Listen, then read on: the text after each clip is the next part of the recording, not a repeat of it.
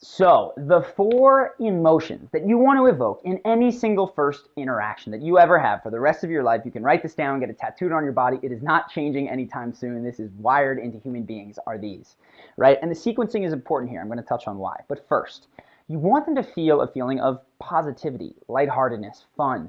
You want them to smile, laugh, chuckle, or just be uplifted by your presence. This part is really important.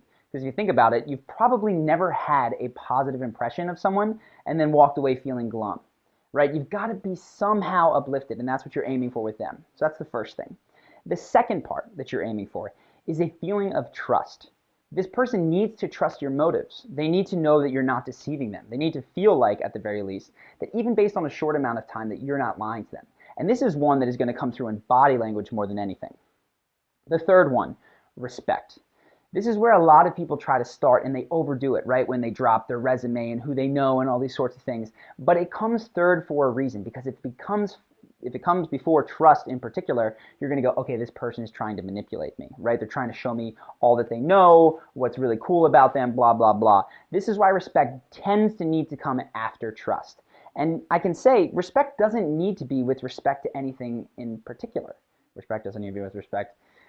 Really, what it needs to do is it can be domain specific, as in an interview, so you garner respect from showing that you know a lot about Excel or the industry or whatever it is that you're interviewing for. But in the same interview, you can garner respect by leading the conversation. It really can be with regards to a specific topic or just you as an individual. And we're going to focus more on you as an individual because you can take that anywhere.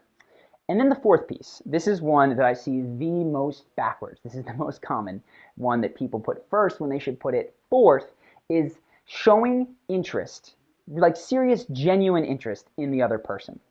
And one of the most common cliched pieces of advice is that if you want to be interesting, be interested in other people, right? This comes from Dale Carnegie. It's in How to Win Friends and Influence People, which is a great book, notwithstanding this piece of advice. But the truth is, it's half complete at best.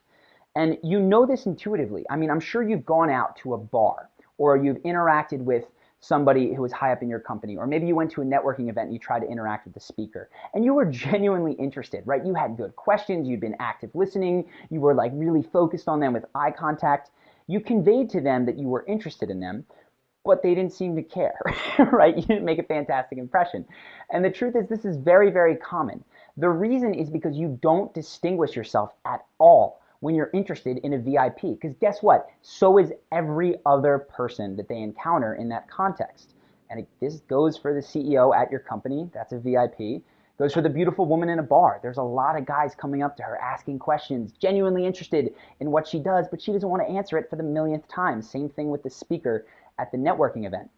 You can and you should, in fact, show interest in the other person, but you need to distinguish yourself as someone that they should care about by first lifting their mood with some fun, garnering trust, and respect. That's why it comes forth. And if you get this order whacked, you're in trouble. Now, conversely, if you leave this part out, you're missing a big part of it, because this is what really puts it on steroids. And if you think back, or I guess maybe you don't know this, but Bill Clinton is a famous example of someone who really made everyone that he interacted with feel special. Why was he able to do that? Can you just mimic Bill Clinton's eye contact? Well, not exactly. Bill Clinton was the president of the United States, right? If he was interested in you when you walked into his car salesman lot and seemed really interested and had a genuine respect, you wouldn't trust his motives as much. You might not respect him, and maybe it wasn't any fun.